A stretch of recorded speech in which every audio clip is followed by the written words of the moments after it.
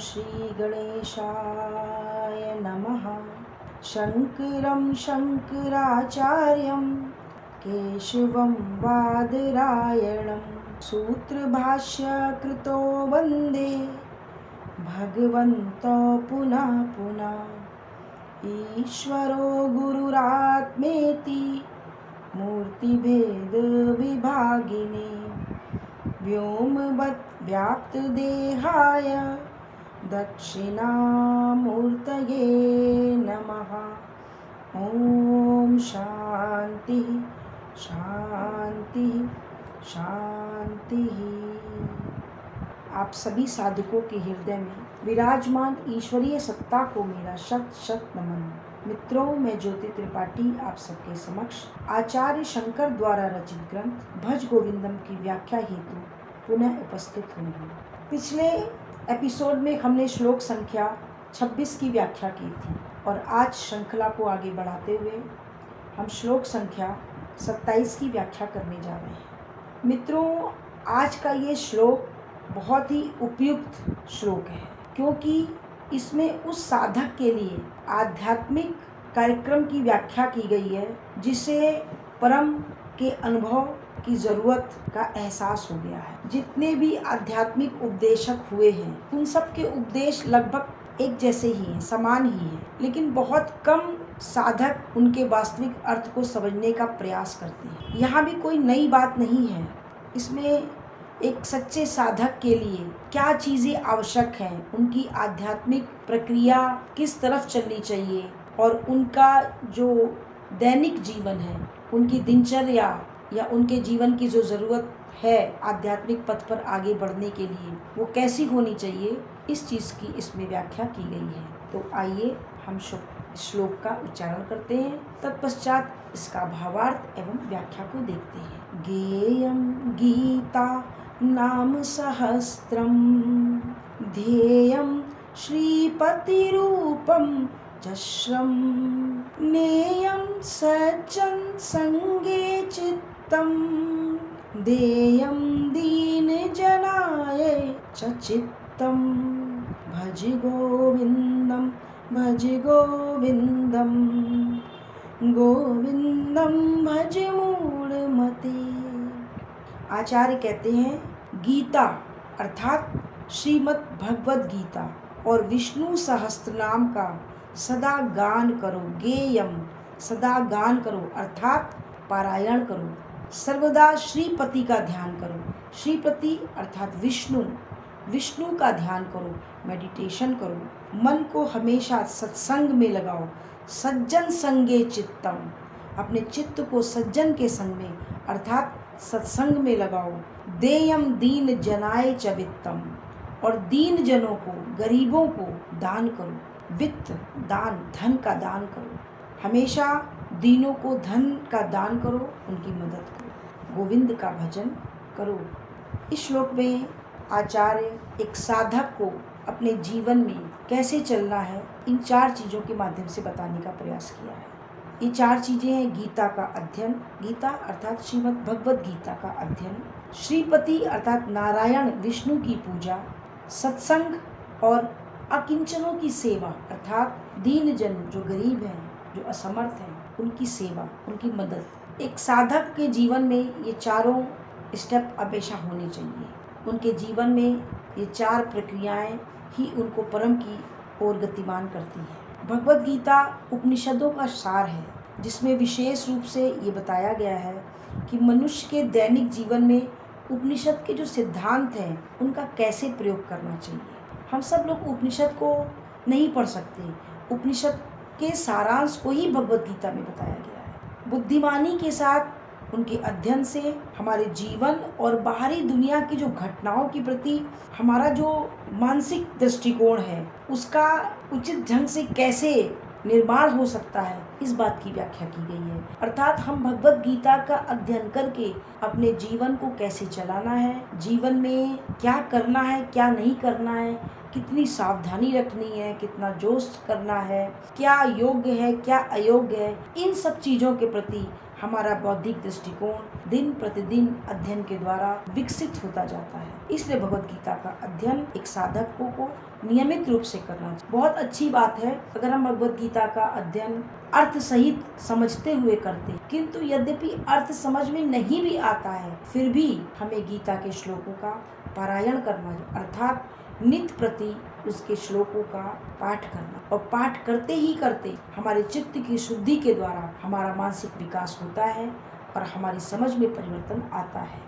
क्यों? क्योंकि ये जो भगवत गीता है ये हमारे जीवन के लक्ष्य को दर्शाता, और लक्ष्य और साधक दोनों की ही बहुत अच्छी तरीके से विश्लेषण भगवत गीता में किया गया है कि जीवन का लक्ष्य क्या हो और साधक का जीवन कैसा हो, जीवन में क्या उपयोगी है क्या अनुपयोगी है, उसी को आत्म और अनात्म कह के व्याख्यात किया गया है। इसलिए हमें भगवत गीता का अध्ययन अवश्य करना चाहिए। यद्यपि साधक के संतोष के लिए अध्ययन आवश्यक है, फिर भी खाली श्लोकों को पढ़ के आत्मज्ञान हो जाएगा ऐसा नहीं कहा जा सकता, लेकिन अध्ययन करने से, पारायण करने से चित्त की शुद्धि होती है।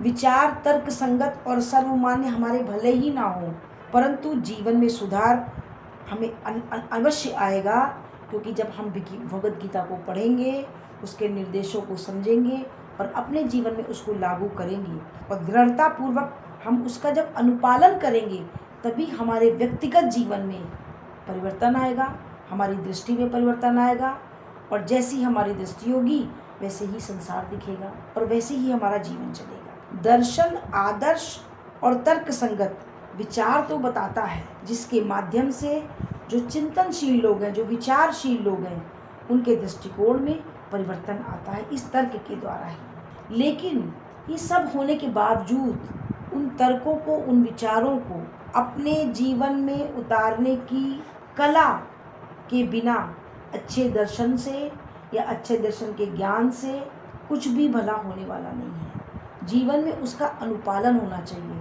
वो मात्र अच्छे दर्शन का एक कोरा सपना बन के रहेगा जब तक हम जीवन में उसको लागू नहीं करेंगे। दार्शनिक विचारों को जीवन में उतारने की कला ही सर्व धर्मों का सार है।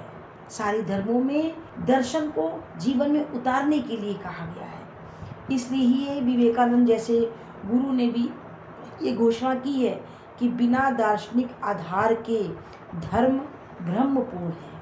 आधार दार्शनिक हो और धार्मिक व्यवहार के बिना दर्शन केवल एक स्वप्न है।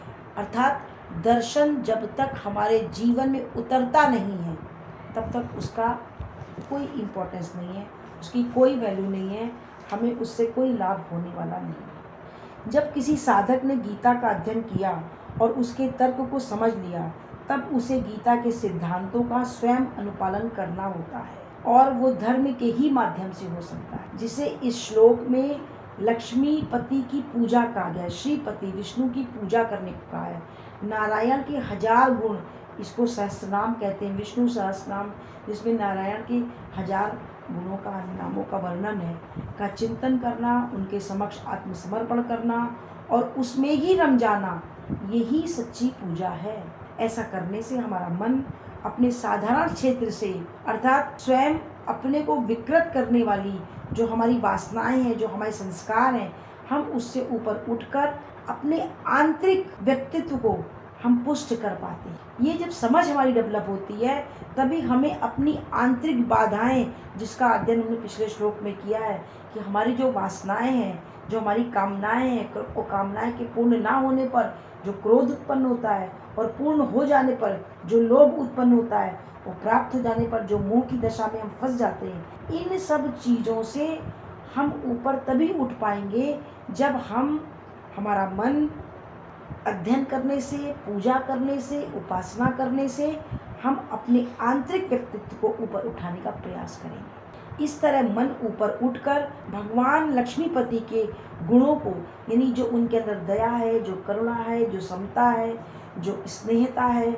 जो सत्यता है, उन गुणों को हम अपना पाते हैं। तभी हमें समझ आता है कि परमात्मा और हम उसके अंश हैं, तो उसके जो गुण हैं वही गुण मेरे हैं। ये बिल्कुल वैसे ही है जैसे आग का एक बड़ा सा गोला जितनी धर्म उस आग में है, जो उसकी दाहकता उसका धर्म है, जो उसकी उष्णता गर्माहट उसका धर्म है, जो प्रकाश उसका धर्म है, वही अग्नि के गुण एक छोटे से चिंगारी में भी होते हैं, ऐसा उपनिषद में भी बताया गया है। उसी तरीके से जो परमात्मा में दिव्य गुण हैं, हम उनका अंश हम में भी हैं, लेकिन उन गुणों को बाहर निकालने के लिए हमें उपासना का, ज्ञान का, ध्यान का रास्ता अपनाना होगा, जो हमें गीता के माध्यम से ज्ञान योग, उपासना योग अर्थात भक्ति योग और ध्यान योग के माध्यम से मिलेगा।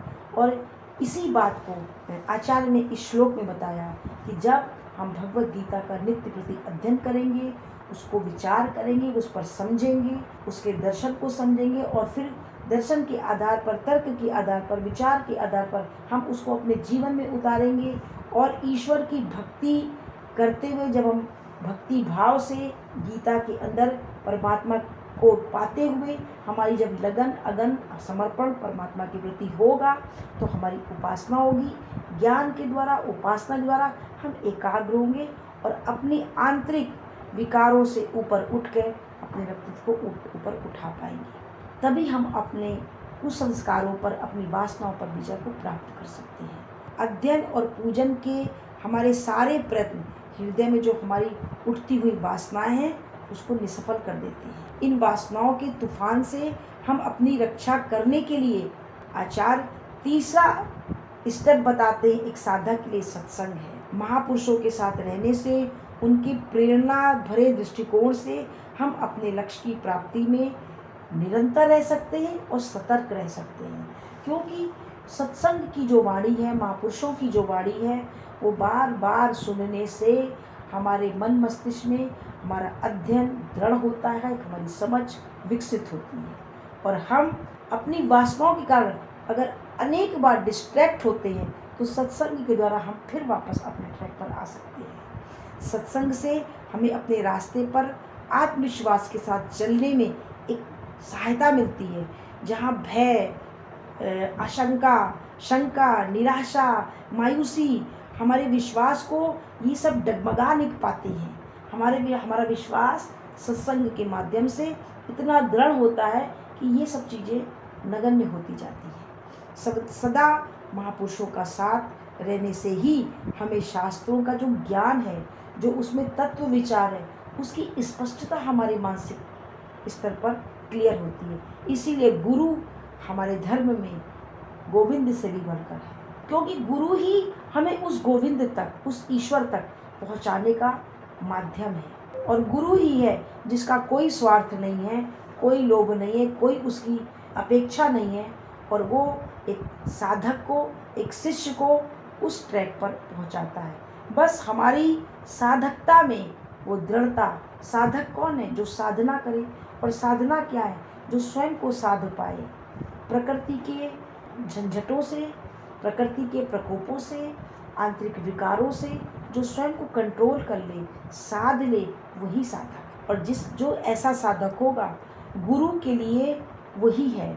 गुरु ऐसे साधक को बहुत आसानी से उस परम के अनुभव तक पहुंचा देते हैं। ऐसी जीवन शैली को अपने जीवन में लागू करने से हमारे हृदय में भक्ति की गहराई और दृढ़ होती जाती है। जितना हम गहरे होंगे, उतने हम दृढ़ होंगे। कोई भी साधक गीता का अध्ययन कर सकता है, धर्म का अभ्यास कर सकता है, महापुरुष की संगत भी कर सकता है, फिर भी उसका विकास पूरी तरीके से सुनिश्चित तब तक नहीं होता है जब तक कि अपने व्यवहार में सबके अंदर उस परम ब्रह्म को वो अनुभव नहीं करता है। अर्थात संसार में जो भी जीव प्राणी हैं, उन सब में उसको वही ब्रह्म दिखना चाहिए, उसी ब्रह्म की अनुभूति उसे होगी। सभी में एक ब्रह्म के आध्यात्मिक लक्ष्य को उतारने की शक्ति नहीं होगी तब तक, जब तक उसके हृदय में ये बात ना हो कि सबके अंदर बसने वाला वही एक परमात्मा है।